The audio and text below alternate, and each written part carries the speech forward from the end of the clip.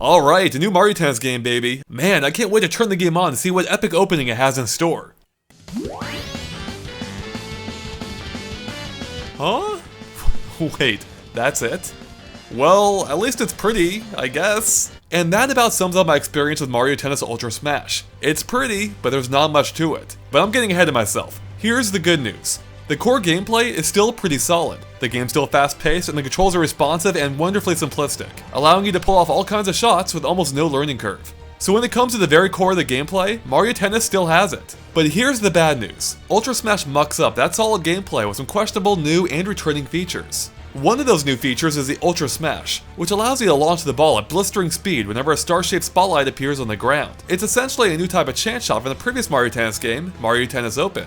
And it actually wouldn't be that bad of an addition by itself, except for the fact that the rest of the chance shots are back too. And my problem with the chance shots, and now the Ultra Smash, is that it makes the gameplay more about them than actual tennis. I mean, they're overpowered, reveal exactly where the ball's going to land, and appear all the freaking time. I felt like I was mindlessly running point to point more often than using actual strategy.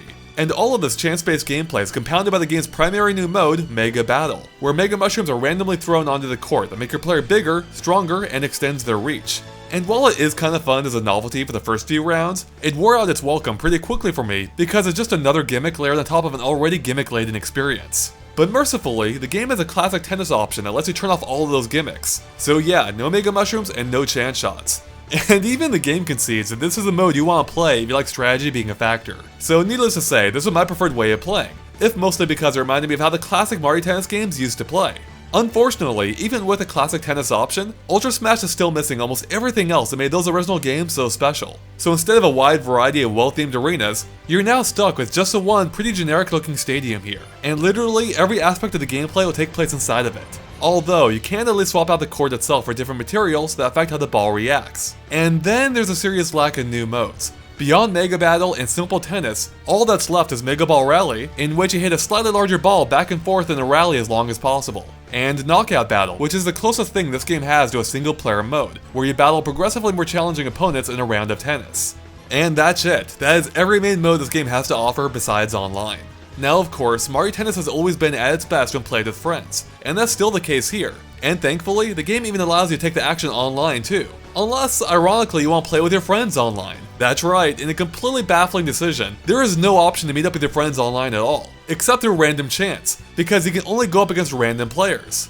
It really is baffling. However, I will say that the online multiplayer ran well in my experience, with only a little bit of stuttering happening in a couple of doubles matches. Now speaking of which, if you do want to play doubles, you're going to have to find a partner, and that can be either a friend on the same system, or an amiibo figure that you've trained in the knockout mode.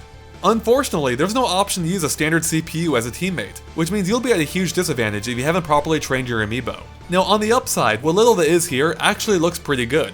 The game runs at a buttery smooth 60 frames per second, and the characters are superbly animated. I especially love seeing the intensity on their faces during the instant replays. Now this is the level of character and attention to detail that I wanted to see from the rest of the game.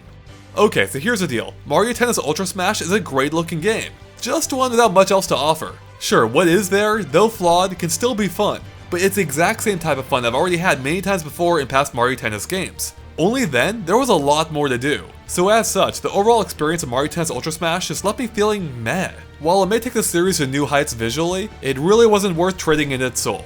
Thanks for watching, and make sure to stay tuned to GameXplain for more reviews and other things gaming too.